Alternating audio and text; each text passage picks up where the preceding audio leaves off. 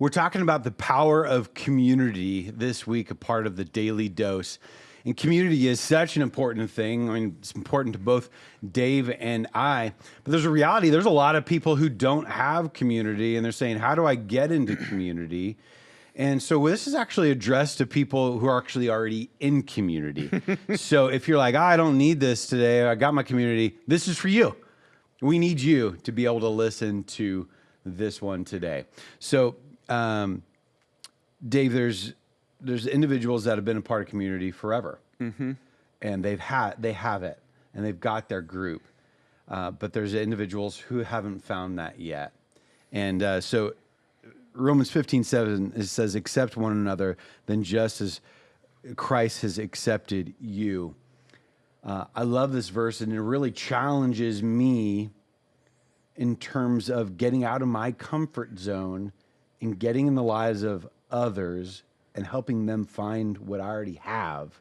Why is this important for us to be able to help others get into community? That is a great question. And you know, the great thing, Trent, is that we are created to not take. We're created to give. That's the great thing. As soon as you become a follower of Jesus, saved by grace, Ephesians 2 says you are been given to do good works in Christ. In other words, that's why here at North Coast, we're all in ministry. Us as pastors are no more in ministry than others.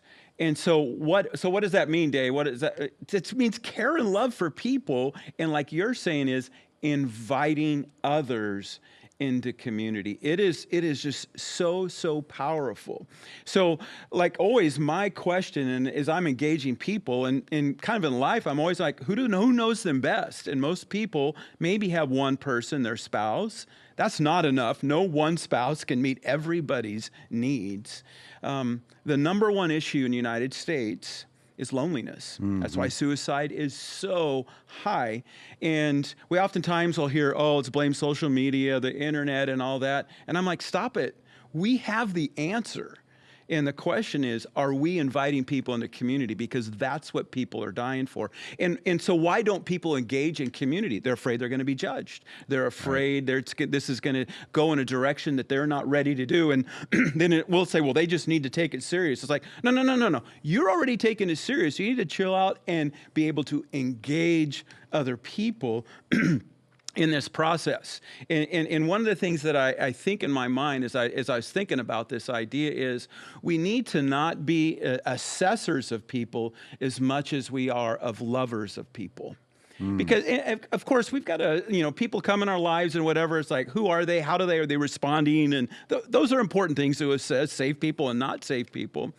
But let's actually do that a little less, maybe, or become less judgmental, or, because there's weird people out there and there's people that we don't relate to. It's like, whoa, right. How do you look? How do you respond? All of those things. And yet that should never stop us from moving forward to people. Right. We're here I'm saved by, Trent, there is nobody that is more of a sinner than me. Maybe they've done things that are more atrocious, but I am such a sinner, and I've been saved by grace, and I got some people that love me, and it's not always easy. Relationships aren't easy, but my job, I got to invite people in. We need to, and I think there's that side. I mean, Jesus gives us that first example. Exactly. He invites people in. He says, "Come follow me," and it wasn't religious elite. It wasn't the comfortable. It was just regular people.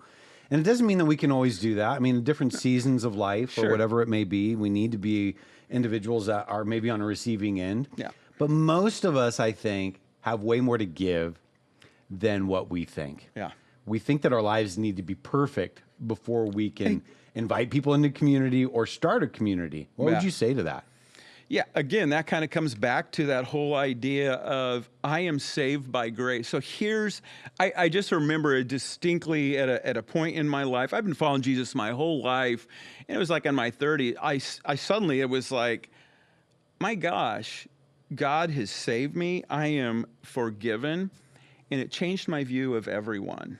Because what I didn't realize is I had this idea that I had spiritual pride. And it's like, oh, that's horrible. And it's like when we love all individuals and care for, that's what Jesus did. He went from the spiritually arrogant to the low life, and he just embraced them and loved them. And there is so much power in kindness. And there's so much power in listening. There's so much power in asking questions. Hey, who are you? Where are you from? Great to meet you. Please, thank you. I'm sorry. Ooh, I blew that. All of those things that make you a real person. You can say that to people because we're forgiven people. And you just want people to see the love of Jesus. That's why we're called Christians, his love going out to others. Yeah, so there's that side, just regardless of who you are or where you're at. If you have that love of Jesus, you found forgiveness, then we have something to be able to offer others. So if you're a single mom, overwhelmed with all of the kids and everything else, but you have the love and joy of Jesus, you probably have something to be able to offer some other moms who don't have that in their life. If you're single and just wondering, like, man, how am I going to find these? You probably have some additional things to be able to offer other people, to be able to invite them and others in because they too want that. And then if you happen to be able to have a lot of life together, and maybe your friend circle is full, which that's the case for a lot of people. Totally. Then maybe there's an opportunity for you to be able to dive into the lives of some other individuals who need some guidance, need some mentorship. And the whole idea of loving others really can just start with building some community around you and offering some other people some hope. You don't have to go out to the street corners and to be able to feed all the homeless. No. It could just be offering some great wisdom to somebody right around the corner. Thanks for joining us for today's Daily Dose. We look forward to having you back tomorrow.